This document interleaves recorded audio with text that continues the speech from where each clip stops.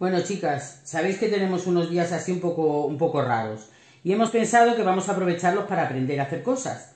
Y hoy os propongo hacer una flor, la famosa flor roquetense. Necesitamos un cuadrado, podéis utilizar cualquier tela que tengáis en casa que nos sirva. Y entonces cogemos del cuadrado una punta de un lado y una punta del otro y hacemos un nudo. ¿Veis? Un nudito que quede bien para que no se nos desaiga, apretamos un poco y ya lo tenemos preparado. Nos lo ponemos en el brazo y ahora cogemos la esquinita de un lado con la esquinita del otro, ¿vale? Lo que nos ha quedado. Y ya casi está.